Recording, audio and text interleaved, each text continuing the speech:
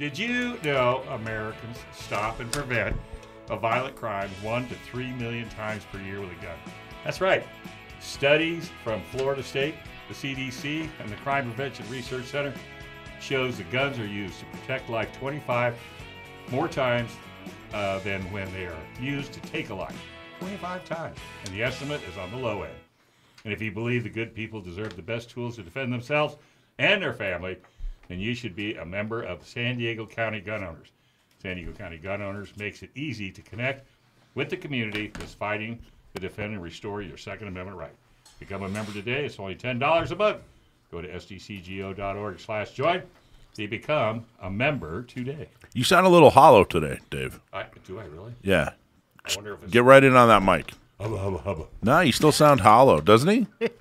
Well, it's not my fault. Happy birthday, by the way, my friend. Oh, yeah. Another birthday. Another turn around the planet. There you go. Well, around the sun.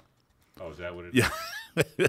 Planet's just a day. Why are we turning my light on? But anyway, hey, big thank you to Rifle Supply up in Huntington Beach. Orange County Gun Owners had we had a fantastic event up in Huntington Beach thanks to Rifle Supply. They had I forget what they called it, their midsummer party or something like that. And they had a bunch of vendors, and it was a lot of fun. And Orange County Gun Owners was right there with some Orange County Gun Owners members and some brand new Orange County Gun Owners members. And I met one of our listeners. Really? Jason came up and said, "Hey, aren't you?" He said, "Man, I listen to podcasts all the time." He said, "Aren't you on one of them?" And I said, "Yeah, I kind of am." Maybe once. Anyway, thank you guys. Rifle Supply is absolutely the best. Love you guys. I hope it was. There were lines out the door, so I think it was as good for you as it was for everybody else, which is fantastic. You guys deserve it. You guys are a wonderful shop. Gun Owners Radio is expanding our marketing and advertising services. Not only can we help you get in front of the gun owners community, but we can help your business get seen. Websites, SEO, AdWords, social media advertising, email marketing. Our team can help you connect with your customers. The first 7 people that email get a free website checkup. That's a $300 value where our experts review your content, your design, your SEO, and give you the report. Email Rich, R-I-C-H, at gunownersradio.com. That's Rich at gunownersradio.com to get a free website audit. I know you know somebody with a website that needs our help, so give that email address to them today. So, Absolutely. There you go. You sound good now. Oh, of course. Well, it's all about equipment. Do we have some technical difficulties? Yes. All right. Well, I don't want to play the technical difficulties song, please. I'm okay. Yeah, please try not to do that. Hey, there's a TV in here. in case you get bored. Well, I know you get bored during the show sometimes. Well, you know what's funny is it's just a different perspective, Dave, because that's the same TV that's normally right there. Really? Yeah, I didn't notice that either. I didn't notice that. Well, that's why we have her. There you go. Alicia, how's it going? Pretty good. You're just over there with Look some at that. M&Ms. People are calling in saying I'm having trouble with my mic. See? At Like least I we know said. people are listening. They love you. It's fixed now. He says it's fixed now. Tell him thanks for listening. What you just have like a massive sack. That's not even a bag of M&Ms. That is a massive sack of M&Ms. So this was a love-hate gift from Dave. Yes, it was. What does that mean? Well, Brittany would get it was nice enough. She gave me a birthday present. Brittany's the best. And I share. You can't have any. I don't want. Don't even get that close to me. Honestly, I don't really like sweets. You're not a sweets Here we guy. are on food again. Yeah, I know. You knew it was coming. You just knew it. I don't really like sweets, but I would just shovel that into my face with just relentlessly. See, just thinking about it almost makes your mouth water. Yeah, I would put it into a bowl and cover it in chocolate milk and eat it with a soup spoon. Just wrap around the neck like a feed bag. Yeah. Would you like M&M? No, don't give like him a feed bag? Yeah, like a horse? Oh, it's getting so bad. Thanks, okay. Alicia. Moving right along. So we have a really great show. There's a lot of stuff coming up. We have some cool victories. We're going to talk to John Crump. He's got an interesting little, there are all these little, the Second Amendment fight isn't as clear as, are they going to ban my guns? It's so much more complicated than that. We're getting picked on in so many different ways, and John Crump is going to talk about his experience with getting picked on. Yeah. And I think we have some good news on it, but we're going to talk to him about it. We're going to talk about Hawaii and knives. Hawaii and knives. Hawaiian knives. You're gonna have to wait and see. Oh, that's right. You used to live over there. I did. Not Lahaina. No. No. I went to Maui though. Did you? I used to. Maui was beautiful. Times. Yeah. Yeah. What just vacation? Or? Went once with Ford Motor Company, and then once with Lexus, and Yeah. so I've always gone with car manufacturers, and they always put you in the nicest hotels. And Well, I lived on Oahu. Went to high school out there, and then my family, my senior year of high school, we went. well, your dad to was he Maui. in the military? He's in the Navy, yeah. Oh, okay. And my dad and I went on Haleakala, the crater, on Did you? the worst rainstorm in history, Well, and of course. we were camping in it. Oh, We seriously almost froze to death. really? It was kind of an emergency. Kind of. We made it. We survived. And then the funniest thing was we got out of there. We get to the parking lot. Okay, we hiked all day.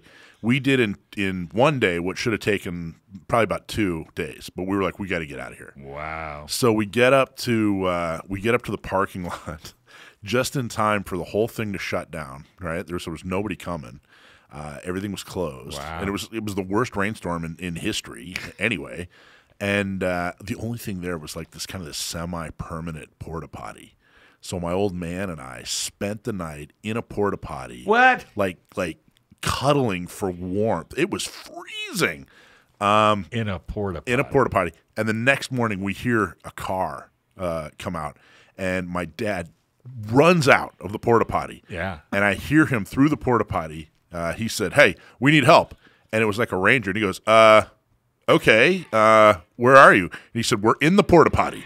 And I thought, what must be going through this guy's So mind? he drove away Yeah. and left you at the porta potty. So then we were at the visitor center. My mom was coming with my grandmother already to visit. We're at the visitor center down there, and we had the rangers took turns coming in and telling us how crazy we were. It was like, what were you guys How thinking? big a porta potty was? Well, it was tiny. It was a tiny little porta potty, but it was raining. It was cold. It was windy. We seriously were not prepared for that amount, but we survived. We made it. We improvised. We overcome. We never go got the- camping with this guy. What level of scouts did you make it to? I was 6 months away from Eagle. I think so in that. was I. I think in that last 6 months they would have talked about how to survive in porta about potty. rain. Yeah, how to survive in a porta potty. I remember thinking, I was like, grew up in Florida and Hawaii. I'm like, rain? Who cares? Yeah. It's not. You don't freeze in rain. Did you It's go like- through all your merit badges, see if they could find one that would help get you out of this porta potty? No, but I got to tell you, I full on Red Dawn to the whole situation. I was making like rain jackets out of tarps and out of toilet paper. yeah. It was fun. But my heart goes out to everybody. That was we stayed very close to Lahaina. It looks like Lahaina. I remember that. There was only one that tree that I don't know if you saw that. It's still there. Still there, a little scorched, But they don't know because they don't know if the root ball and everything has been able to survive. They really hope it has. But man, I mean, cars were literally exploding. Yeah. Yeah. Well, listen, they're tough people. If you got a couple of bucks, see if you can send donate to it. them. Yeah. But they're tough people, and they're going to get through it. Yep. And in about 5 minutes, you're not even going to know it happened. They're going to be right back up and running. Do you know how well everything's going to come back? Green wise. Yeah. But I'm so sorry for what they went through. Hearts and prayers go to every single one. Donate. Oh, now I got to get a new shirt. Why? Donate. Donate rather than vote. Yeah, rather than vote. Put it on the back. Good idea. Hey, if you own a gun in California, you should have an attorney that specializes in California gun laws on your speed dial. Because if you ever have legal matters that involve firearms, you need California's firearm lawyer, John Dillon. Especially if you have questions about red flag laws, gun registration, gun transportation, or maybe you just need to know that your guns are California compliant. Our trusted firearms attorney is John Dillon. John Dillon specializes in California gun laws. Put his number on your phone right now, 760-642-7150. That's John Dillon, California firearms lawyer, 760-642-7150. All right. Do we have? So is last we heard he has not called in yet, Mr. Crump. He's got kind of an interesting thing going on. I know. He's an AmmoLand journalist. Oh, we've had him on before. Yeah, and he is facing a gag effort by the U.S. Attorney. He's on? Okay, he's on. Oh, there we go. All right, John, you there? I am here. Sorry. we go. Can you hear me? Yeah. Yes, sir. How you doing, man? All right. Not bad, not bad. I beat that gag order, by the way. All right. Excellent. Talk about it. So Yeah. tell us the story. Let's jump right into the context. Oh yeah, I've been reporting on the AutoKeycard case, the case against Justin Irvin, and Matthew Hoover for selling a piece of metal with a picture of a lightning link on there, even though it wasn't the correct dimensions, correct type of metal, or anything like that. So I've been reporting on that. What was their problem? Tell us a little bit more about that. What was their problem with that? Well, there's something called a pre-sentencing report. And the pre-sentencing report was given to the defendants, and the defendants, they can share it, but officers of the court cannot share it. So I got it from one of the defendants, Matthew Hoover, who gave it to me, which is his right to do. Mm-hmm. And I made a video about it, a short little video. I didn't really even go into what was in the pre-sentencing report. We just talked about, the amount of time that he is facing. The prosecutor, who already had a problem with me because she tried to shut me down during the ice cream trucks passing by. No, that's not a bad thing. Yeah, I'll take a push up and like a Choco Taco. I want an ice cream sandwich. Yeah, oh yeah. Yeah, the prosecutor, who already had a problem with me because she tried to get me order against me during the sentencing, had a problem not with so much me, but with the comments.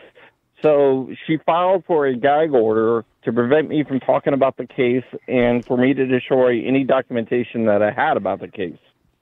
But you're a reporter. Correct, I am.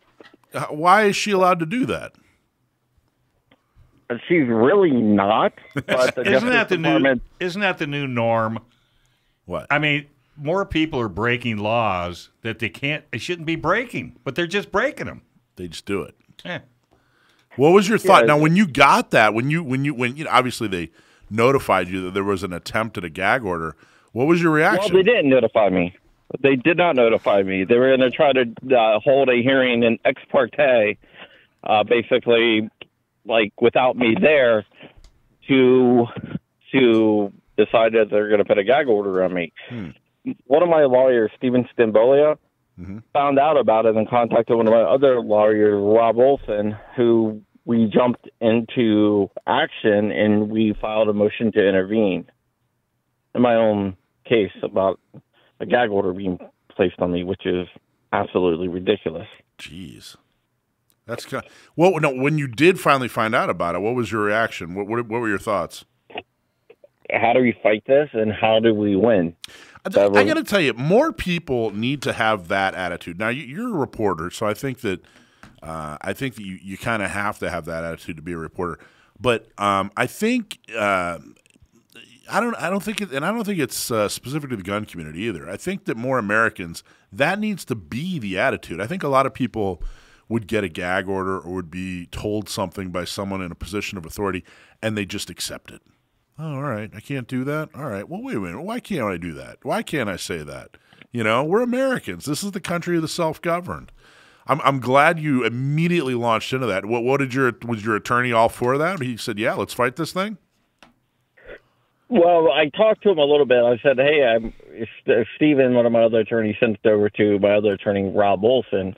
So Rob and another one of his associates named Oliver started reading through it.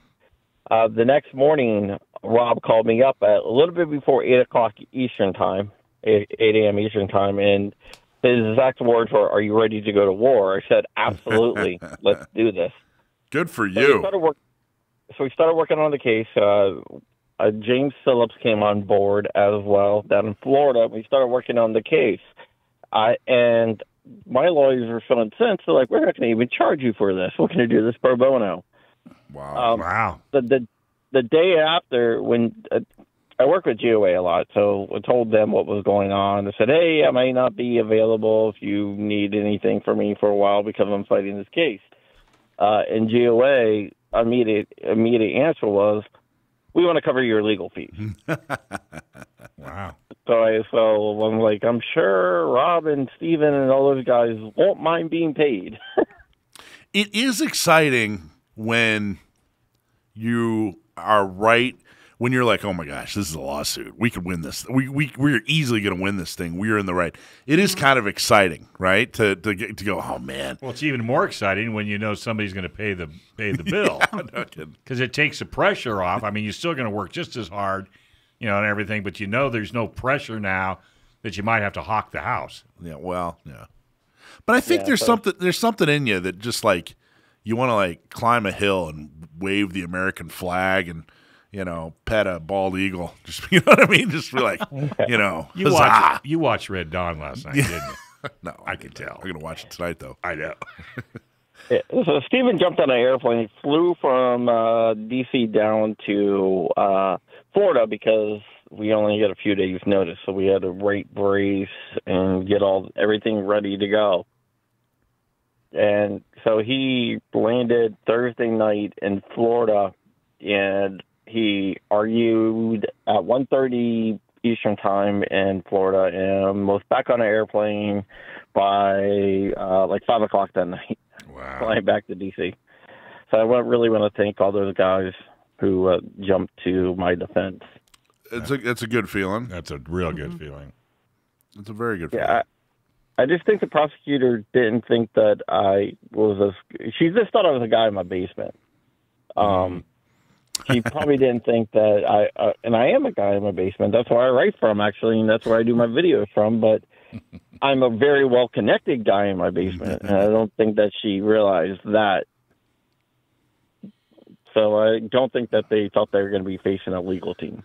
So, okay, so what were you trying to say that you got gagged? Say what you were trying. Tell us everything that you were trying to talk about. Violate that now it's not a violation because you beat it, but tell us what would have violated that gag order. Like me talking about the case at all, because they figured that they were getting a lot of vitriol from the public. And since I was the person reporting on the case, even though they put out a press release, they figured since I was reporting on it that the vitriol must be coming from my audience. Well, and what exactly were they trying to do? What were you reporting on? Tell us about the case. If someone has no idea, knows nothing about the case that you were trying to report on, bring us up to speed. Okay. Christopher Justin Irvin started a company called AutoKeycard. It was a picture of a lightning link on a piece of metal. Now, keep in mind that the lightning link was not to the correct dimensions of a lightning link, and the metal was also thicker than what it needed. It was stainless steel metal, and it was thicker than what a lightning link would have been. Forgive me, but what's a lightning link? I don't know what that is. It converts a AR-15 with a 1961 Colt bolt carrier group into a full automatic. Oh, okay. All right, go for it. But you have to have a 1961 bolt carrier group for one. And another thing, it was the wrong thickness, the wrong type of metal, and it was the wrong size. So what was the purpose? Why was he manufacturing these things? Well, they were like bottle openers. Oh, okay. All right. So they sold them out as like a novelty, All right. And the ATF thought that was wrong because it had a picture of a lightning link, so therefore it must be a machine gun. And then Matthew Hoover got brought into it because Matthew Hoover was a YouTuber who took a sponsorship deal from autokeycard.com. So he didn't sell them, didn't transfer them. He just took a sponsorship. They bought ad space on his YouTube videos. Oh, that's interesting. Check this out, guys. Look, I'm showing the folks in the studio. That does look like a bottle opener. It does look like a bottle opener. Yeah, that's what I was just looking at as well. Yeah. Mm-hmm. All right. Sorry. So it was a novelty. He said this this piece of metal that used to be able to fit into it looks like it kind of fit on the trigger guard and affected the bolt carrier group of an AR, to make it full auto. We're selling this piece that looks similar but doesn't actually work that way as a bottle opener, as a novelty, as, make a couple of bucks and kind of have a couple of chuckles. And the ATF decided that with everything that's going on in the world, now they have all this extra time now that they're not giving guns to Mexican cartels. So let's go after this bottle opener company. Well, how ridiculous. So who was the prosecutor? Was this a federal prosecutor? Yeah, it was a federal prosecutor, and I just want to state that the ATF could not get it to work correctly either. So it was a federal prosecutor named Laura Cofer Taylor, and she didn't like me because people left nasty comments about her. Not me. In fact, the judge said that he's reporting just the facts of the case in her statement yesterday. So she filed this gag order. The judge started ripping into the state, and the judge on Friday said we need to talk to Laura Cofer Taylor, and her boss or whoever was arguing the case, because the DOJ wouldn't let her speak, said we're not going to let her speak on this in this case. You listen to Gun Owners Radio. You know how I feel about our current government and financial situation. So it's no secret, I'm a big believer in diversifying your money with precious metal like gold and silver. But when it comes to buying precious metal, you need the right company in your corner. That's why we're partnered with the top-rated precious metal company, Goldco, because reputation matters. Goldco is a 6 times 5,000 winner at 2022 Company of the Year, and they've helped people like you and me make over $2 billion in gold and silver. And right now, they're offering Gun Owner Radio support up to $10,000 in bonus silver when opening a qualified IRA account. This is your opportunity to protect yourself from out-of-control corrupt government. Don't pass it up. Grab your phone today and give Goldco a call. Take action today so you don't regret it tomorrow. Call Goldco at 855-612-6354. That's 855-612-6354. And tell them you heard about them on Gun Owners Radio. All right, John, finish your story. Yeah, so Laura Cofer Taylor got upset about the comments, and so the judge even said that, where was I? Okay, so the state was trying to argue the case. The judge said, I want to speak to Laura Cofer Taylor, and her boss is like, well, we don't think that's a good idea. It wouldn't really add anything to the case. So the judge said, I just want to know, what were you guys thinking? And at that point, the DOJ said, well, we don't want to really discuss what we discussed internally, and so we're going to withdraw the motion. So you win. So I win. How is the ATF able to just tell a judge, no, we don't want to do that? I can't tell a judge that. The same way they gave permission and then took it back and charged them. Yeah. Jeez. Yeah, they dropped the motion once the judge was insisting on talking to Laura Cofer Taylor. They're like, yeah, we're just going to drop it. So we think that she might have gotten in a little bit of a hot water with the DOJ. Good. She deserves it.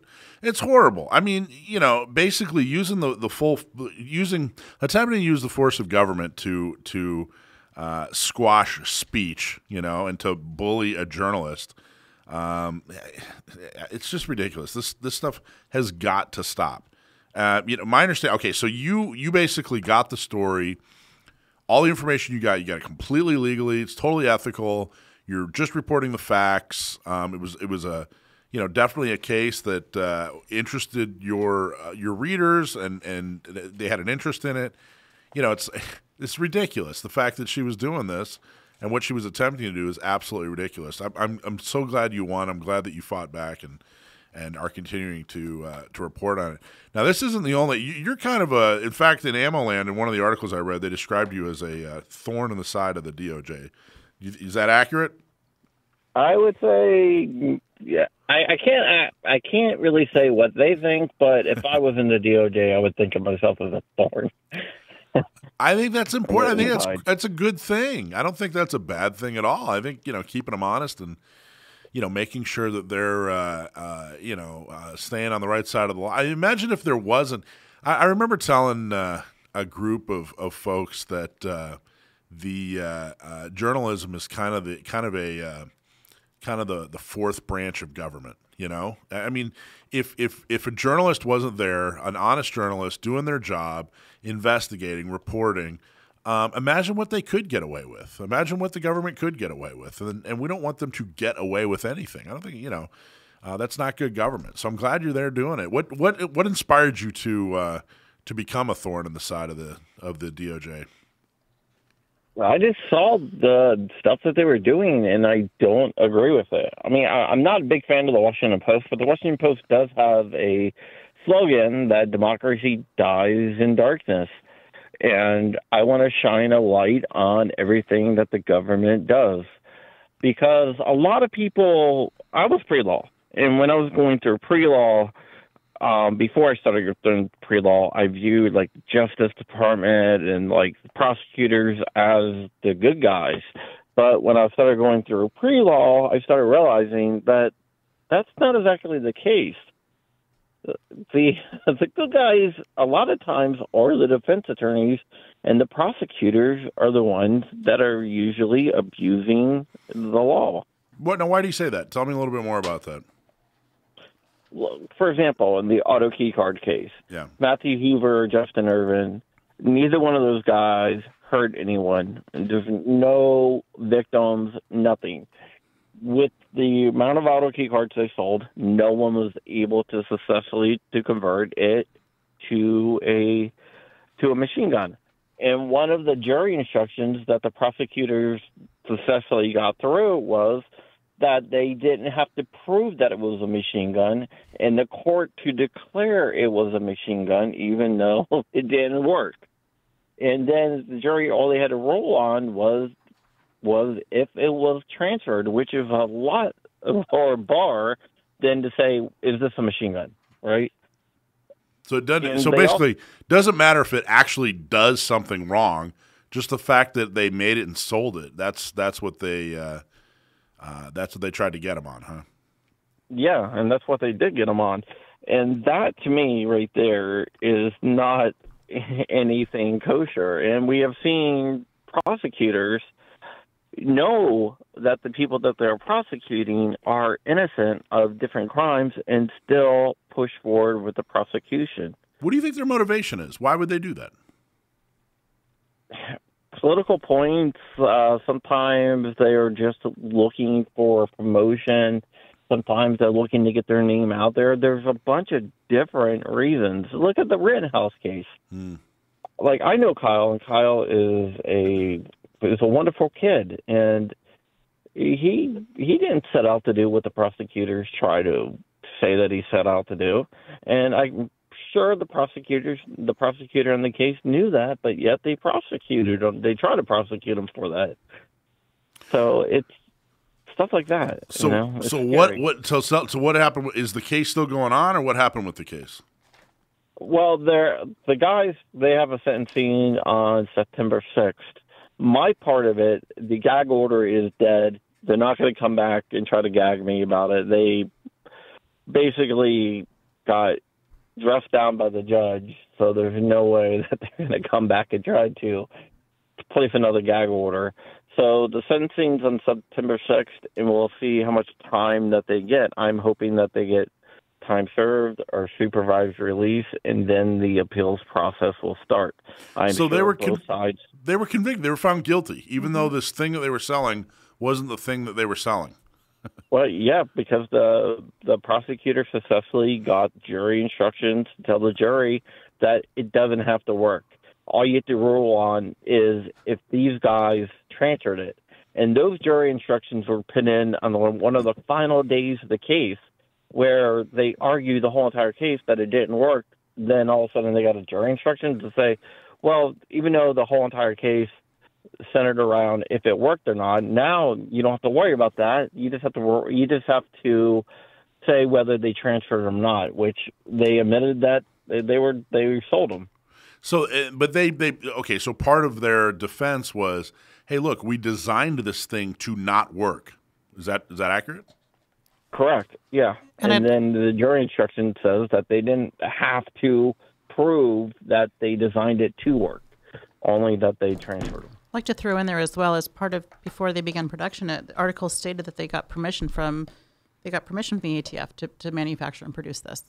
What? Yeah, they got permission from the local field offices. They both went to the local field offices and asked the local field offices, but that's not binding. The only person that can determine whether they're allowed to sell them or not is the firearms technology branch. I wonder what's going to happen to the field agent who gave them authorization, who was unauthorized to give them authorization.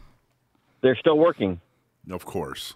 Now, is it true? I'm reading that Irving could face up to 110 years in federal prison, while Hoover could spend up to 45. Is that jive with what you've been told their potential high-end sentences could be? That's the maximum sentence. Right.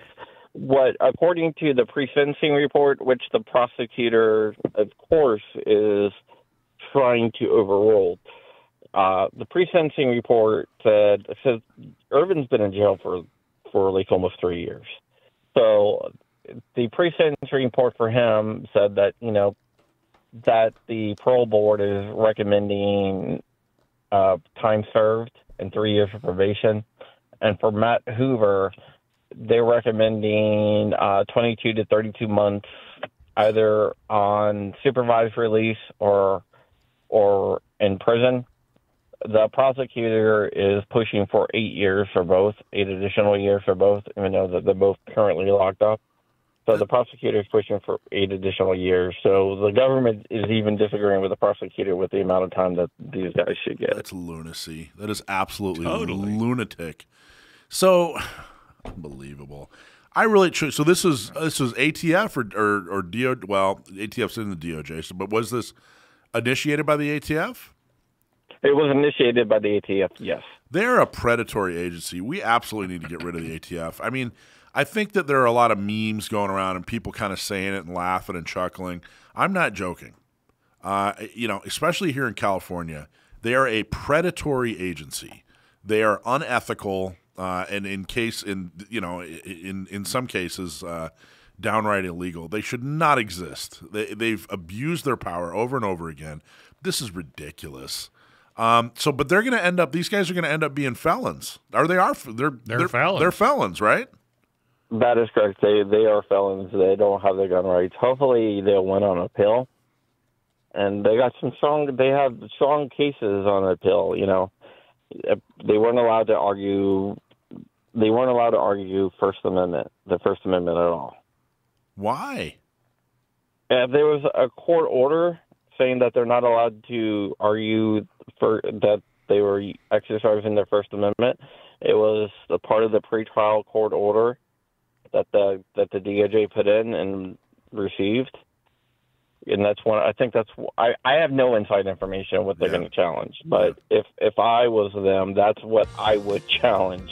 That's amazing. Well, all right. Well, where can people find more of your work? John Crump News on YouTube and AMLN.com.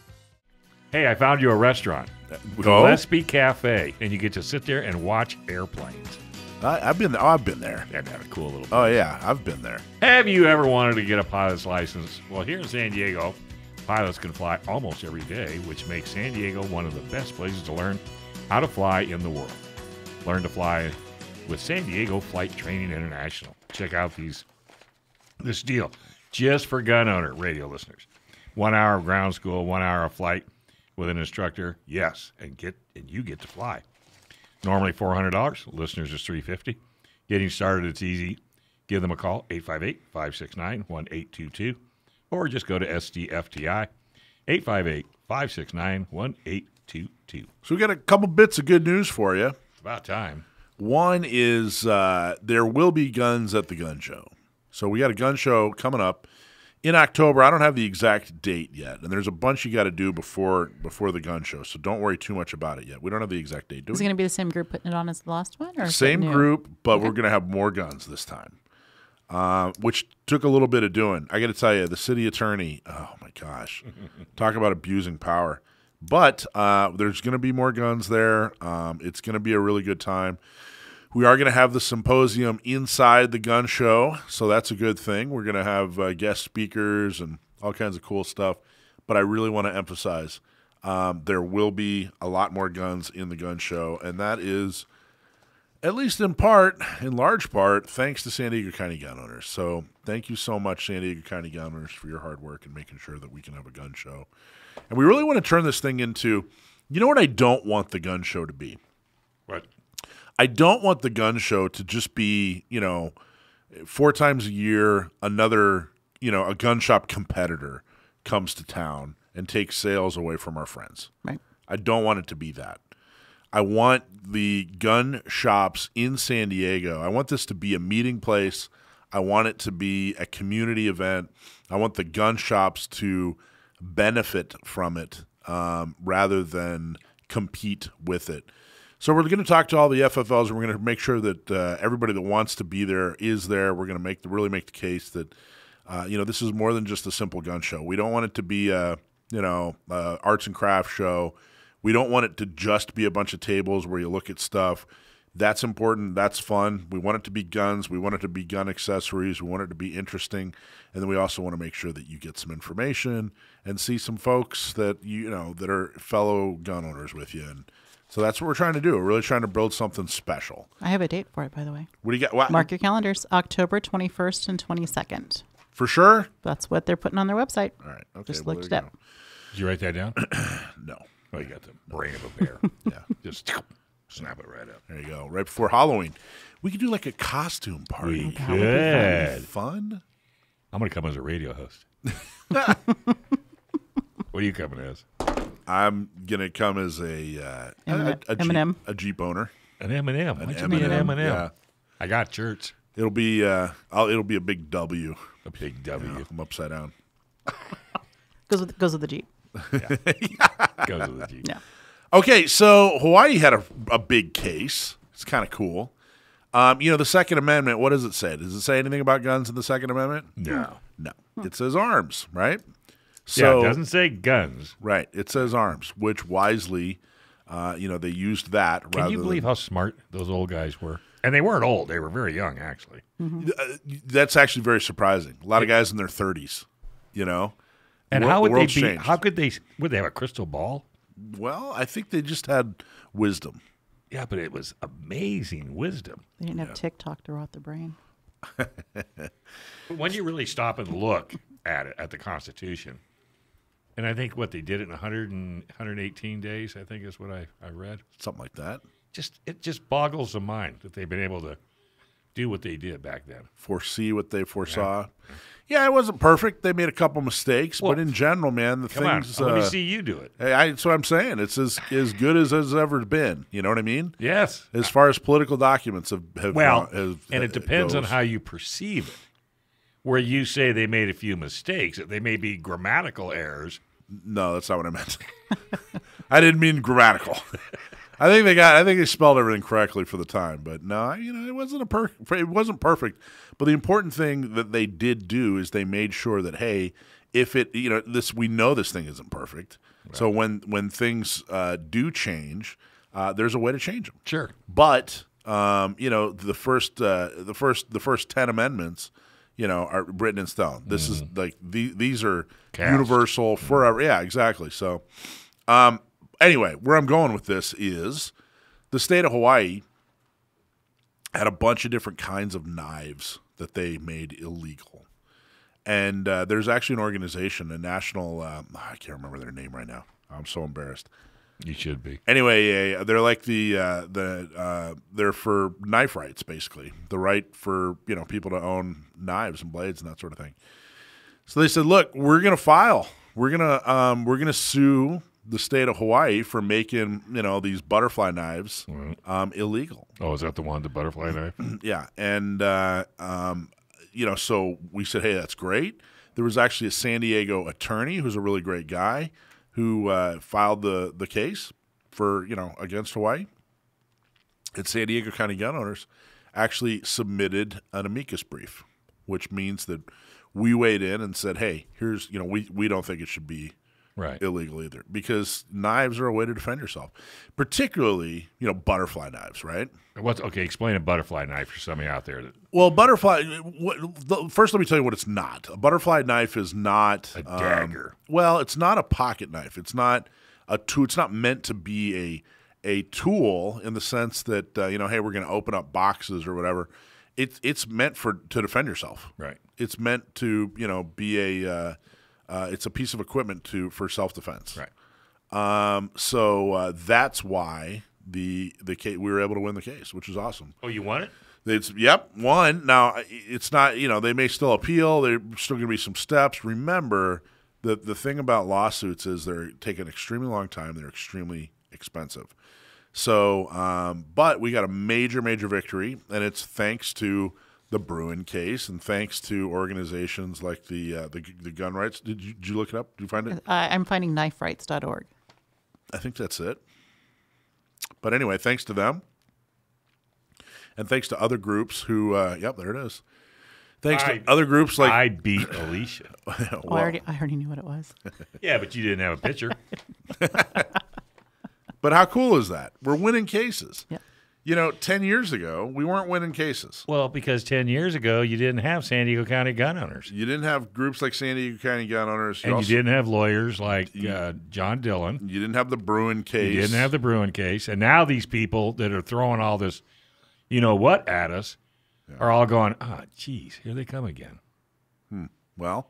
And that's a good thing. Yeah. No, I'm not complaining. No, it's going to take a long time. I've always wanted to be a thorn in somebody's side. Put that at the top of your CV. Exactly. We have a long way to go. Well, sure. But things are getting better and better and better and better and better and better. I agree. It's amazing. One of the things that struck me was when I was up in Orange County, and we were working a booth here this morning at Rifle Supply, like I was talking about at the top of the hour, and I was talking to people who they don't have their CCW yet, and this was, they're customers at a gun shop in Orange County. Orange County is 3, 4, or 5 years ahead of us. They're obviously gun owners, because they were customers at this gun shop. They don't have their CCW yet. They didn't know how to do it. They didn't know that Good Cause is gone. There's so much opportunity. We've barely scratched the surface. Right. But there's so many. You need an army. Yeah, and there's so many things. There's so many things left to be. But we're moving in the right direction. And a case where the state of Hawaii loses, after having a knife ban for decades, that's a good thing. Mm-hmm. It's a very good thing. Even if you never plan on, whipping around a butterfly knife. A butterfly knife. Even if you're never going to do that. And oh, by the way, Hawaii's in the Ninth Circuit.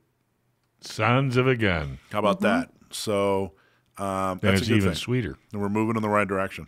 Yeah. I'm excited. I think you should be. Alicia, you should get a butterfly knife. She has one. I can see you Dave, this is California. Come on, whip it out. I can see you being a butterfly knife. Butterfly? Queen. Wielder.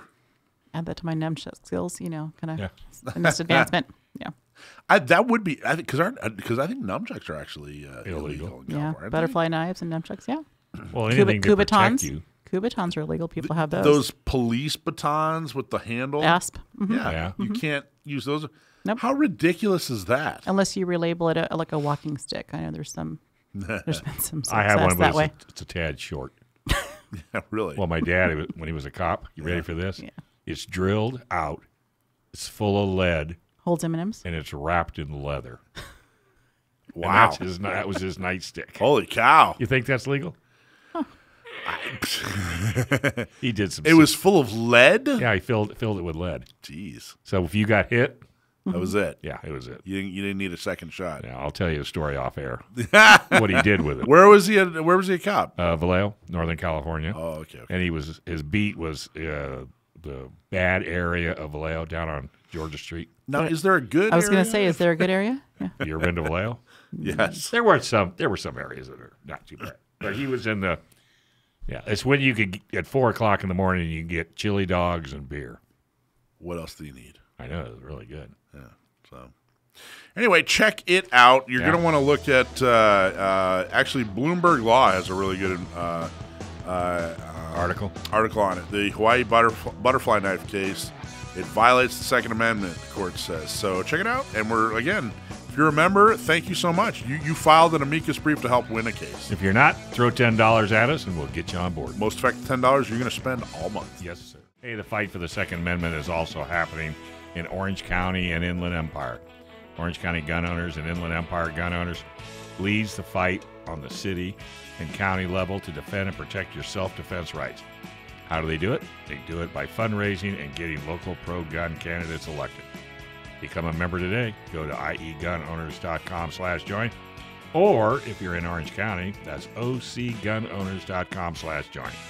And join the growing number of responsible gun owners stepping up to defend our Second Amendment right. That's iegunowners.com or ocgunowners.com. Hey, have you heard this Oliver Anthony guy yet?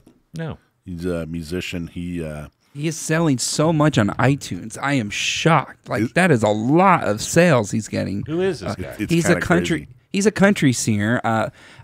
Most of his songs are political protest songs, but he does have a few silly songs in there that talks about I'm meeting my in-laws and stuff like that. And I'm like, whatever, that's the normal. He's got he's got a couple of songs in there where he's struggling with life, It reminds me of a more independent Zach Bryan or who's the other guy? I can't remember off the top of my head, but Straight and Narrow guy, Sam Barber, that's his name. I like both of those guys, and something about his voice is just very, very in your face, and I'm like, if you were a little bit, subtle more, then I would appreciate the music more. But he's blaring into the microphone a lot of the time. That's just me personally. For Oliver Anthony, did you like his music? I think he reminds me more of Colter Wall, and White Buffalo, kind of this new group of guys that are kind of Waylon Jennings, Johnny Cash inspired.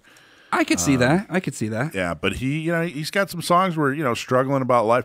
His big struggling with alcoholism and drugs, and just trying to get by. Life. Yeah, but listen to a lot of music. His it's shocking how popular this guy's come on like a storm, and he's not. It's him and his phone in the backyard, right? He doesn't have. I don't think he's got a record. If he may have one now. He's completely independent still to this day.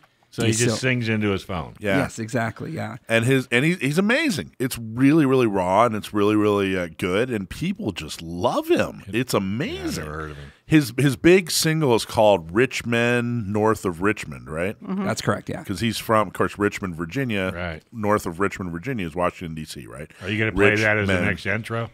No, I can't. I don't think I can do that because I bet he owns copyright of his own songs. You'll go to jail. But check him out. I have I can't recall this kind of explosion. Yeah, I don't remember when. I mean, I would say Nirvana, 1991. Wow. I was going to say maybe Jason Aldean's song was that hit huge of an explosion too in terms of the sales. Like when what was it?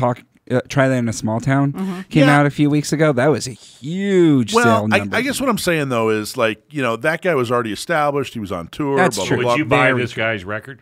It's 2023, so I downloaded his stuff off of Spotify. But yeah, if it were 1997, Dave, I'd go buy his. 1987, I'd go buy his record. Yeah, but he's on my playlist for sure. I was very, very impressed. Okay, winners, prizes, and events. Subscribe and win. Subscribe to your email list and win some swag. This week's winner is. What happened to the drum roll? Robert Victorino. What a great name. Robert, email prizes at gunownersradio.com to claim your T-shirt or hat. I apologize for the wait there. I all the words on the screen came together at once, and I was like, "Wait, which one says drum roll?" I can't read. You were all fired up. From, I am from talking about Oliver there Anthony. You go. You do know he's leaving for 2 weeks. I heard that he's got to go be a dad. Yeah, That's right. Good That's for you. right. Congratulations, Brendan. I think you're going to be an excellent father. Thank you. I appreciate it. Do we know if it's a little boy or a little girl yet? It's going to be a boy. Oh, nice. Nice. We already got the name picked out and everything. What's his Michael. name? His name's going to be Russell. Russell. Yes. I like it. Which means little red. Is it a family name or anything? No, Shelly believes that it's going to be a red-headed kid, so then therefore it should be a little red-headed kid. Plus, I have a very cute nickname for him as a baby only. As soon as he gets into a toddler stage, I'll stop that. I'm going to call him my little Russell Sprout. I think that's adorable. Yeah. Congratulations. Thank you. You know that's going to stick for life. It's It not is gonna go away. probably. I'm gonna tell him that 17 is gonna be like, Dad, that's embarrassing. Stop it. Trust me, he will do that. Okay, free training for members. Enter to win free intro to firearms class from Stronghold Dynamic. So you could win a free intro to firearms class from excellent instructors, Stronghold Dynamic. All you got to do is sign up. Go to gunownersradio.com/training for members. That's gunownersradio.com/training, the number 4, members. We're going to announce the winner on August the 27th. Gun Prom's in a month. It's 1 month away, Gun Prom. Got to get your tickets. Still plenty of room. Go to gunprom.com, and you can get a ticket for $99. You can get a table for table of 10. Basic table for 10 is $990. Or you can get a wine level table for $1,600, or you can get a champagne table for $3,000, which comes with a bunch of perks. I bought my table. Awesome, I saw that. Thank you so much. I was waiting for you to say thank you. I He was waiting to thank you on air. yeah, you just ruined my No, big. he wasn't. You know what, Brendan? That whole thing I had planned, skip it. Never mind. Yeah, all right. Okay, I'll just go ahead and get rid of it. Forget it. Way to ruin it, dude. I know. Hey, what are you going to do when you're old? So anyway, go to gunprom.com. Check out all the options, but we need you to buy your tickets ASAP. We really want to have a really good showing this year, as we do every year. It's an extremely important friend raiser as well as a fundraiser. So bring some people. I got to tell you, the best way to do this, there's a couple of really good ideas. One is if your spouse isn't sure why you're spending so much time with this new organization, bring your spouse, because your spouse is going to have a lot of fun. My spouse comes. I know. And I brought 3 people that have never been. That's the other way. If you have a buddy, a friend, whatever, and they're not really, they should be more involved and they haven't gotten more involved, buy that friend a ticket and bring him. I actually have a list of people that every year I'm chopping off the list. Yeah. So What do you mean chopping off the list? well, because I can't afford 4, 5, 6 tables Oh, yeah. Well, unless you give me a raise. Hey, there's a big shout out to our YouTube viewers, Thor, gun websites, G23, and DMAC. Thanks, guys. yeah. Girls. Yeah, somebody, I think I told you, somebody came up and complimented the show today at Orange County. I get compliments all the time. And I met a lady this morning that knows you quite well. Uh-oh. She is a immigration lawyer. Do we want to talk? Oh, yeah, sure. Yeah, and so she didn't know anything about Not Me SD. Well, we should change So that. I whipped out a card and told her about it, and she was very interested. And she says, "I'll give Desi a call." What is she on KUSI? Yeah, Talking about, what was she talking about? immigration.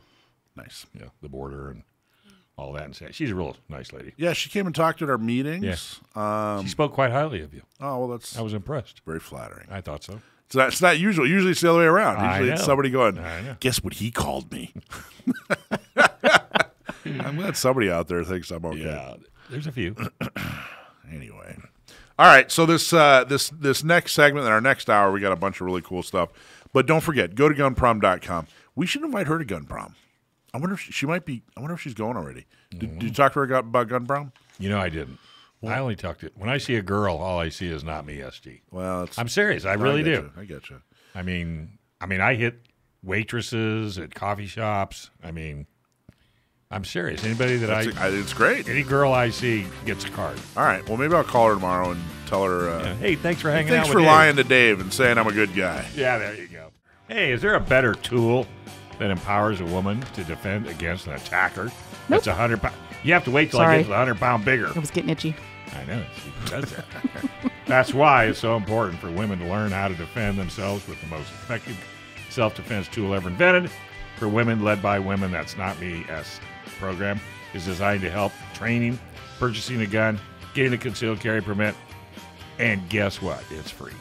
To sign up, go to notmest.org. I bet any guy that's over 100 pounds is threatened by Alicia.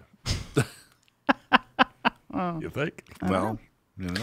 Well, you know what's funny is that little premature thing. You know, I was helping run a class earlier today, and I was in charge of the timer. That was just a big mistake. You know that because I had an itchy button finger. Well, you know, that beep came a little early. You are a tad, on edge when it comes to things like that. So we played you the song. I kind of like that. You kind of like it, right? I like that song. You know what I think it is too. What's his name? I think his name's Oliver? Oliver Anthony. Oliver Anthony. I think it's one of those songs where I think if that song came out 10 years ago, it wouldn't be as big a hit. You know what I mean? I think it's a song that like kind of captures the way a lot of people are feeling about the economy and the country and everything. Yeah. Right now, I think that's a big reason that it is resonating. Sure, quite literally. Well, it's the resonating. message. Yeah, I think that's what it is. Anyway, but he can't play that on regular radio. Why not? Because it said the S word. Oh well. Too yeah, but I can edit it later. But even no. You said that like 2 weeks ago, Dave. I thought way to throw. Well, because he needs to hit that button quicker. That's true. I think they probably will just have to edit it. If they can play Cardi B, I think that we can play him. Yeah, really. Yeah, right. Yeah. Okay, so let's talk about the country and everything that's going on right now, and blobbity and all this frustration. Everything's fine. Everything's fine. Everything's Nothing to worry fine. about. Don't look over here. Yeah, we're all okay. Yeah. We're all at a party. Yep. Don't look over here. So there was a fairly major victory. Another one? Yeah, I think you're so. Killing it today. Well, we didn't have anything to do with this. But as it stands, marijuana is a controlled substance. And it's a Schedule 1. Correct, which means it's illegal. Yeah. Federally. It's up there with heroin and all those. All those stuff. Yeah. So there is a law that if you are using any kind of controlled substance, illegally, that it is a felony if you are also a gun owner. Okay, but wait a minute. You say illegally, right? But marijuana is legal state-wise, but not federal. See that? See where we're going with this? You didn't think I knew. See where you're going? So did I steal your thunder? No, not at all. In fact, that was a perfect segue. So that's the problem, is that there are a lot of states that are saying, hey, you know what? Not only, people can use it medicinally, but also people can just use it recreationally. It's not illegal anymore, but it's still illegal on the federal side. So that has created an enormous problem. Correct. There are people that are doing things legally. It is legal for them to do it, but it is making them a felon when it comes to having a gun ownership, which is an enormous problem. We've actually talked about it. We've been talking about this on this show for 7 years. I mean, this has been it was a problem for a while before that. So finally, they're working their way through court. In fact, I remember there was one case where a lady. Right now, it's kind of this like, well, see no evil, hear no evil. You know what I mean? Like everybody just knows, but they just nobody does anything about it. But the problem is, if you go to get a CCW, and it asks if you're under any controlled substance, and you say no, and you are, now you're really a felon. Well, because you don't want to lie on a form. No. I mean, anybody that uses pot who's bought a gun has lied on a form. Right. So that's a problem. Right. But honestly, they didn't feel like they were lying on the form because it's legal. So it's going through the courts? Well, here's the thing, though. Let's read it. So if you look at the 4473, which is the form that you fill out to purchase. So question 11E, it states, are you an unlawful user of or addicted to marijuana or any depressant, stimulant, narcotic drug, or any other controlled substances? So the way that they word that. They got you. Well, no. but it is illegal Which federally. law? Which law? So You know what I mean? this 4473 is a federal form, though. So Right. this speaks to the federal, Right. the federal end of it. So, but the way that it's worded, that's the way they put it out there. There was actually one lady who the way she got found out was she tried to purchase a firearm and used her medical marijuana card Oh, you're as not ID, kidding me. which was part of the problem. Okay, so there's been this That's huge, the problem to use pot. Well, there is this huge split. Now, I really don't have any strong opinion on pot, and this isn't about pot. I've never used it. I don't care about it. Not really interested in hanging out with people who are on it because they're kind of annoying. But I am in the minority in California. In California, everybody uses it. I mean, for God's sake, everybody uses it. Walking down the street and you can smell it. Well, you're already You're already doing it if you're walking down the street. Yeah, really. Because if you can smell it, Yeah. you're doing it. So, but here's the problem. This issue should have been fixed a long time ago. But see, the federal government is never, ever, ever going to fix this. No, well, it's about to get fixed by the courts. Yeah, is but what- they're going to. the courts are going to fix it. They're going to have a conniption. Well, but here's the problem: is this should have been fixed by both parties or by either party. Right. The problem is Republicans don't like pot, and Democrats don't like guns. That's a good. Point. So they've ignored this thing, Yeah. which is a huge problem. Is that kicking the can down the road? Well, hell, it's like it's pretending the can's not even there. You know what I mean? They're just walking by the can. Well, because they want to take our guns away, and if they get this to where, And Republicans want to take your pot away. yeah, so it's Both sides are completely wrong on this. and they're going to leave it alone. As And long as they anybody can. nobody in Congress, not your favorite Republican, not your favorite Democrat, nobody tried to fix this thing and should have. Right. All of them should have tried to fix this thing in the last 20 years. if not more. And there was zero attempt. Right. Zero attempt. Didn't even bring it up. And I think it's an enormous problem, and it's a Is it huge, in the courts now? It's in the courts now, and I think that the courts are going to have to fix this thing, and I think that it's going the right direction. The latest ruling was that this isn't right. This isn't right. So the simple fix is, of course, to just take marijuana off the Schedule 1. Yeah, and boom, it's fixed. But why hasn't this been fixed? The whole. I think you hit it right on the head because the left wants to take, wants to stop. They want to take your guns, and the right wants you to stop smoking. I think the biggest problem in politics today is that everyone loves the taste of their own brand of tyranny, and they won't admit it. They absolutely won't admit it. I'm all for freedom and we should be able to, and the government and overreaching, blah, blah, blah, except for the stuff that I don't like. Right. That should be regulated. Exactly. That should be illegal. Oh, it's okay if this is, because that's, there's the lack of political, I should say intellectual honesty is horrible. Like I said, I don't care about pot at all. Should have been solved 15 years ago. Without a doubt. Should have been solved 15 years ago. Because I'm consistent in thought. And when people, use we were talking about the abuse of power earlier, when people, if you talk to that prosecutor, in the segment earlier, who said, Right. hey, we're going to put a gag order on this reporter, I can guarantee you she didn't say to herself, I'm going to do something evil. I'm going to be real bad. Yeah. I'm going to do something that, I'm going to, what I'm going to do? I'm going to wake up this morning and decide to abuse my power. No, she absolutely believed in what she was doing. And I think that, but more of us, gun owners and non-gun owners, Republicans and Democrats, need to look in the mirror and admit to ourselves that we're just as bad. That, hey, you know what? The tyranny, this flavor of tyranny over here is okay with me. I'm okay with that. This other tyranny over here. I'm gonna wave the flag and pet the bald eagle and pretend that I'm a good old fashioned patriot, all about freedom. Except unless it's something I disagree with, then you guys really need to comply. Yeah, get with the program. And it's.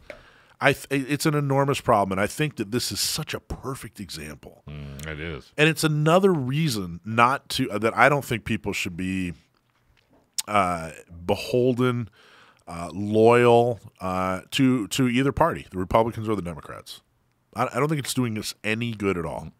All it's doing, every single issue, they draw a line in the sand. You just got to pick one. And if you're, but the sad thing about it is because we're always talking about we need to vote the right people in, and we've already run into it in San Diego, where they say one thing, okay, so we get them in, and then they change tunes. They do another. I know. How could you do that? You can't do that. If I can't even tell all the stories. I can't even tell you all the stories. I only bring it up because we've talked about it off air. Because you go literally ballistic. That drives me crazy. But what I want people. That's an extremely important point, and we have to talk about it. We have to hold them accountable. But what I want people to take away from this example and this story, hold yourself accountable. Right. You have to hold yourself accountable. You can't point the fingers. There are a lot of fingers to point, a lot of people to point fingers at, I should say. Mm-hmm. But in this segment, I think this is an enormous gut check time where people have to say, you know what? Yeah, I get it. I get it. You know what? I've been wrong because I haven't been an advocate for this. I'm a pro-Second Amendment, pro-gun person who just sat quietly for 15 years. Mm-hmm. Well, potentially people, either got their gun rights taken away or visited jail, Mm-hmm. And I think we need to hold ourselves accountable on this one. Okay, go blame the Republicans in Congress, go blame the Democrats in Congress. Hey, this thing had to be solved by the courts, but I think that this is a good time to look in the mirror and say, hey, you know what, we're not going to let this happen again. Should we put a bet on the table that the Supreme Court won't look at this? I think they will. I bet it. They can turn down anything they want. Yeah. If they don't want to look at something. They should have looked at it 20 years ago. Well, they can't unless there's a case to look at. So this case, I think they're going to. I think if push comes to shove, I think. Well, we never thought they'd look at abortion, and they had to because, like you said, the court case. Yeah, again, and again, after 40-something years. Yeah, and again. Yeah. Anyway, that's the case. So it looks like what's happening is the courts are going to say, hey, look. If you're legally smoking marijuana, then you can legally own a gun. If you're legally using a gun, or if you legally own a gun, I should say, then you can legally smoke marijuana. Yeah, but you can't do the both together. And no matter where you stand, I don't care if you hate guns, I don't care if you hate pot, that's the right decision. I agree. It doesn't matter what your opinion of each is. In the land of the self-governed, that's the right opinion. All right. I almost want to get up and salute. Hey, a lot of companies waste an enormous amount of money on marketing. The design is excellent, the photos are beautiful, and your website looks great, but it's just not getting customers. Why? Because you don't have the words that make people buy. But now you can fix that with Sage Street. Sage Street can help you find the words that make it easy for your customers to understand what you do and how to buy from you. Stop wasting money today and schedule a call. Getting started is easy. Visit sagestreet.com and click on the Schedule an Appointment button. That's sagestreet.com and click on the Schedule a Call button. So here's what we want to talk about in this next segment, which is kind of interesting. A few years ago, San Diego County Gun Owners did basically made it possible for people to get CCWs, which is good, even before the Bruen case. Right. And then the Bruen case came out, and that it not only kind of solidified what was already happening, made it a little bit easier, solidified what was already happening. And then really what it was marketing. So everybody heard, oh my gosh, I can get a CCW now. Even though they could have gotten one, before, they get a CCW. So we've had a huge influx of people getting their CCW. But the other thing we did is coincidentally, it just happened to be time for the Sheriff's Department to add new CCW instructors because they have to certify the instructors, and huge influx of instructors too. It went from like 30 to 90. Alicia, right? Pretty wild, yeah. Yeah. I mean, and there are people on that list. There's an official list put out by the Sheriff's Department saying, hey, these are all the people that are certified. And there are names on there I've never heard of How well have they been vetted? Well, the sheriff's. So that's kind of a big question. That's really the question. How much do we want the sheriff's department to vet? You know what I mean? I don't think we want to. I don't think we want to go down that road. But somebody's got to vet them. Well, I think that the responsibility lies on the consumer, because we don't want the sheriff. The sheriff's department, nor do they don't have the time, they don't have the desire. So they basically say, look, show us your curriculum, show us that you're, certified, whatever. But we don't want them making a judgment call, like, hey, you're not teaching the way we want you to teach, therefore you can't. That's not what we want government doing, So the responsibility for making sure that they are good instructors falls on the consumer. But I got to tell you, I'm looking at that list. If there are people teaching gun, I don't mean to. If I've never heard your name, and you're an instructor, if I've never heard your name in San Diego, who are you? Well, how did that happen? But see, my concern is like anything that you have to get, trained. As well as I do. Most people, they say, okay, here's the deal. Come on in. I'll give you a couple of tips. Sign the paperwork. You're good to go. Well, and off you go, and you're thrilled to death. If that's the case, then those people are breaking the law. Well, I agree. I agree.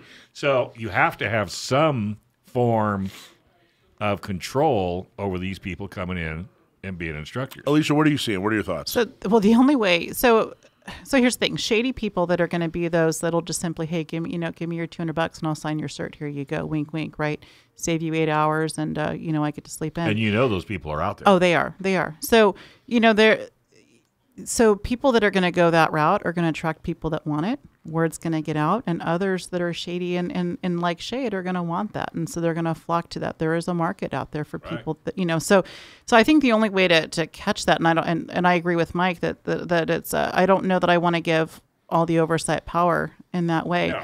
But might be more like almost like a secret shopper, kind of have someone come in that's not known who they are and what they're doing, and but who's going to do that, I don't know. But I know that there are a number of instructors that kind of are doing that, and I've come across some of those people that come to me for either training or to add a gun, and they have their permit from other trainers, and I see them shoot, and some of these people, in my opinion, are not safe. They missed by the target. Any stretch of them. 3 yards, they can't hit paper. And how did they get their permit initially? Who gave it? Who did it? So you're already starting to see it now. Well, I'm seeing quite a bit. I was going to say more than one. Absolutely. Unfortunately. More than two. Yes. 5. I haven't kept a list, but I'd say at least 5, I'd if not more. I'd start keeping. So what? I don't know what the solution is. It's one of these deals. I've thought about putting up recommendations. San Diego County Gun Owners has vetted these folks out, but this is one of those deals That's where another department. It is. That's a whole lot of vetting out. That's another, 90. There's literally 90 something on there. Because how long does it take you to vet a politician? Well, yeah. Well, a long time. I mean, it's kind of a continuing process, right? So there's never like an end, right? So it'd be the same thing. I think vetting a CCW it would be 90 days, right?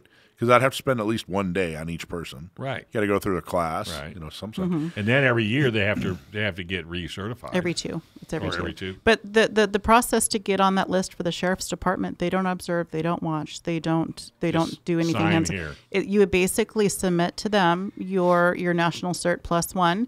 You submit to them your PowerPoint, your presentation, basically kind of like your syllabus of your course and what you're going to talk about. You could probably get that online.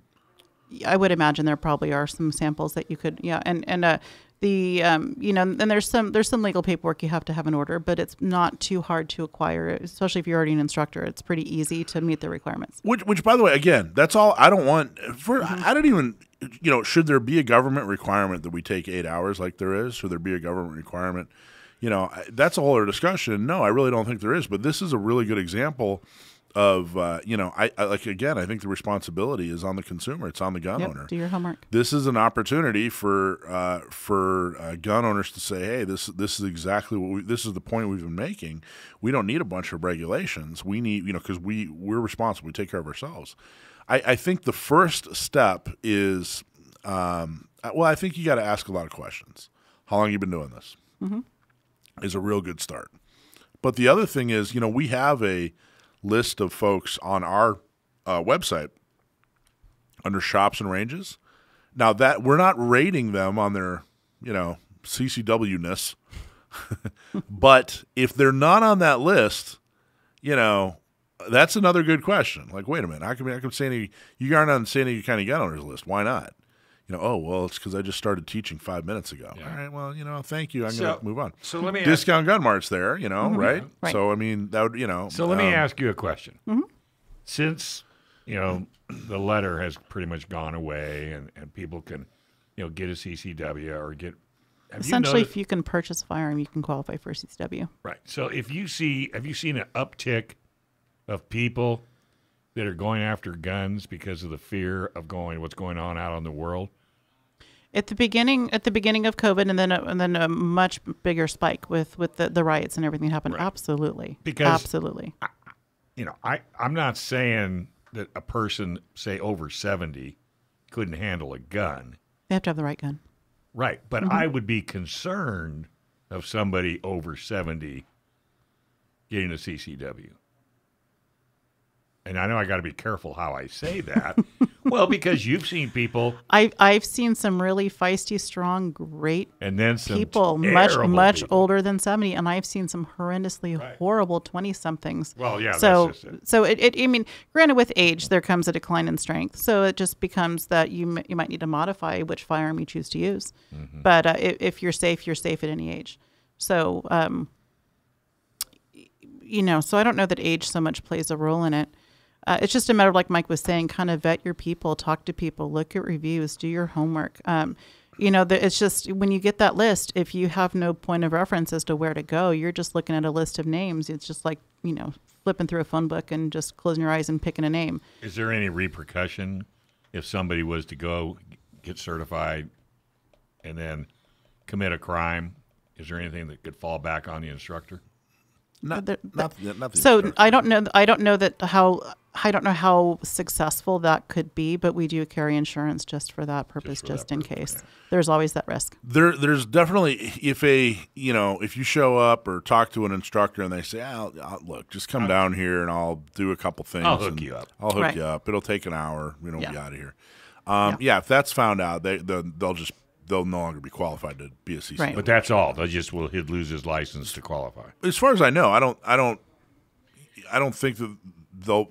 I haven't heard of any charges or anything kind of going that route. But there are people that have lost their status and their ability. And the only reason I'm saying that is to try to squell the fact that somebody would do that. Come on down, spend an hour, and we'll hook you up. Meet me in the parking lot at the back of my van. If they knew there was a repercussion, maybe a serious repercussion, that would slow that down. Well, being on that list is a good moneymaker. So, money talks, right? You get taken off that list. That's going to be a lot of income lost. Well, and here's the thing. What if you're an instructor who just doesn't believe, look, we shouldn't have to have this 8-hour requirement. There's that too. You know what I mean? The government, whatever. This isn't the way to do it. But I'll give you all the documentation to get my license, but I don't believe in it. But by just turning into a mill where you just kind of sign off on anybody, that is not the way to push back. And you would be exposed, I think, after. I mean, I think if you were that type of person. There's pressure, though, as an instructor. There's pressure to keep people happy. There's pressure to get good reviews. There's a lot of competition now with that list. There's pressure to keep your people happy. Well, if somebody shows up, Alicia, and you're teaching that person, you're like, you know what? This person needs help. I'll work with them. I'll get them there. I think that's the right way to do it. So the Sheriff's Department, and that's part of what's built into the system. I don't know if you've looked at the requirements lately, but if you're taking a CCW course, they ask you to bring 100 rounds of ammo. The actual qual is not 100 rounds. They ask you to bring 100 because if you don't do well, you are prepared to have some instruction and some remediation time, and that's what that's built in. That's what that's there for. You know what? This is not going to make any sense, and you're going to what the hell are you talking about? When I worked at Safeway, and if you came through my line and I really, you and I are buds, I'd give you all your groceries for free.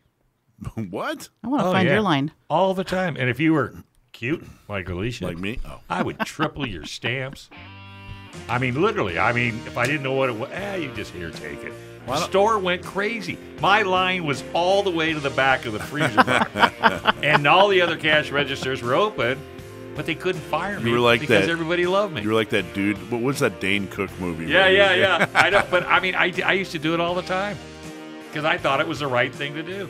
Well, I think it's a good exercise. I think it's also a good opportunity for people to be loyal. If you go find an instructor, all the way to the freezer. Go find an instructor who's good, and make sure you send people to and spread them. the word. Absolutely. Find the good one and share. We just heard from Safeway; they're pulling their advertising. Yeah, I know. Well, what are you gonna do? Gun Prom's around the corner. I'm so excited I can't even hardly see straight. You need to join us down at the Town and Country for the Second Amendment community at the Town and Country in Mission Valley. Get your fancy suits and dresses ready to go. It's going to be a blast. Second Amendment dinner is coming up September 16th. Get your tickets. I got a table. And reserve your spot for a night with great people, great food, and drinks. All for a great cause. Go to gunprom.com to get your ticket today. Buy a table. Bring a friend, family. That's gunprom.com. And buy your tickets today. And by the way, every time I go to a grocery store, every cashier I meet, I says, you know all the rules and regulations that you're stuck to have to do now? Yeah. It's because of me. And I'm dead serious. Now you can't even eat a grape. Another safety meeting, thanks to Dave. Yes, indeed. All right, it's everybody's favorite segment, Stump My Nephew. We found out years and years and years ago that my young nephew, Sam the Gunman, is extremely good with gun trivia. So, boy, is he. So now, if you send us a gun trivia question and we use it on the air, we'll send you a hat or a shirt. And if you stump my nephew, we'll give you a special prize. Today's special prize is Gun Prom tickets. We'll give you a couple of tickets to Gun Prom if you stump my nephew. Sam, how you doing, man? I'm well. How are you guys? Fantastic. If I'm doing the math right, I think we owe you a happy birthday today, don't we? 2 days. 2 days. 2 days ago or 2 days from now? Was that Dave math? Tuesday. Yeah, it's Dave math. Happy birthday. It was Dave's birthday last week, too, right? Thursday. Just a couple days ago. Thursday. So look at that. Happy birthday, Dave. Hey, happy birthday to you too, buddy. All us Leos, we're the best. There you go. I don't care what anybody says. Thank you. How much years are you now? I will be 24. 24. Wow. Congratulations. We knew him. We knew him before he was even way 21. back. I think he was a teen. He was a teenager when he started. What were you, 18, I think? 17, 18? I was 19, if I recall correctly. Yeah, you're right. There you go. Okay. We got one for you. Got a question for you, Sam. Yeah, it's a good Go one. for it. You ready? Let's have it. All right, Sam. So your question today comes from Jeremy from Chino, and his question is, what is the world's oldest surviving firearm? Oh, that's a good one. Oh, that'll be an easy one. Jeremy from Chino, thanks very much for writing in. I'm hoping not the prison, but thanks all the same. What is the world's oldest surviving firearm? I can't name it specifically. This is a really tough question. Obviously, it is going to be some sort of cannon. I could not tell you well, maybe he's talking about handheld firearm. I don't know. This is really tough. I can't tell you the actual country of origin. I do know. Man, this is tough. What is the world's oldest surviving firearm? I'm going to say probably a medieval German handgun, but that's probably wrong. Well, you got the Ghana right. So I can't even pronounce it, but it is. So here's the answer that was provided to us. I'm curious if you would agree once you hear it. I think you're on the wrong side of the world. Keep going. But he was pretty darn close with his opening Closer part. than you were. So I'm going to do my best to pronounce it. I'm probably going to butcher it, and that's going to have to be okay. So we have the Hailong Jiang hand cannon. That was actually, I bet you that was pretty good. I don't know, but it sounded good. We'll roll with it. Yeah. Hand cannon or handgun is a bronze hand cannon manufactured no later than 1288 and is the world's oldest confirmed surviving firearm. It weighs 7.83 pounds and is 13.4 inches long. That's a heavy handgun. The Hailong Jiang hand cannon was excavated during the 1970s, and this is another one. Okay, you know, really quick side note. I teach chemistry and biology in high school for kids. Yeah. You should. I'm just as great with pronouncing all those scientific terms. Yeah. So it was excavated in the 1970s, and Ban Lashingizi. Yeah, I think it is Ban Lashingizi. There you go. A village in Qing district, Heilongjiang province in China. The cannon currently resides at the Heilongjiang Provincial Museum in Harbin, China. Ban Lashingizi. Does that sound familiar to you? Yeah, have you ever heard that? No, I was not familiar with that. That was a good question. Tough question. That was a good question. Jeremy from Chino, awesome job. You win a couple of tickets to Gun Prom, so that's awesome. Pretty darn old firearm. It is 1288, world's oldest confirmed surviving firearm. Weighs 7.83 pounds and is 13.4 inches long. I wonder what this thing looks like. I'm gonna have to Google this thing. Look it up right now. So it's pronounced, or it's spelled HeilongJiang. That's all one word. HeilongJiang.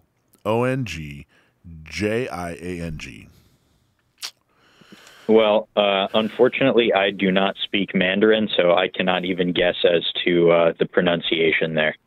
Dave doesn't even eat Mandarin, let alone. No. How do you eat Chinese? Sweet and sour pork. Yeah, well, that's close enough. Barbecue pork fried rice. I don't know that I believe that.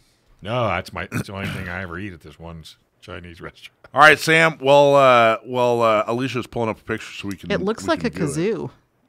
A kazoo. It looks like a kazoo. Take a look. Let me see. A kazoo. Yeah. Oh yeah, it does look like a kazoo. Looks like a kazoo. And maybe it is. That's 13 and a half inches or whatever. Huh? Yeah. 7.83 pounds. I wonder how they supported it. I wonder how you pull the trigger. Is there a trigger?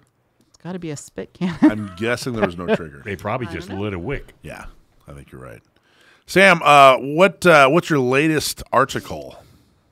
My most recent post on the SDCGO blog was about how gun owners keep getting doxxed. It makes me pretty uncomfortable. There's always this back and forth between advocates of gun control and pro Second Amendment or pro firearm ownership advocates, whatever the country might be, where we're always told, no, you're just being paranoid. To a lot of our reservations about new gun laws, particularly registration.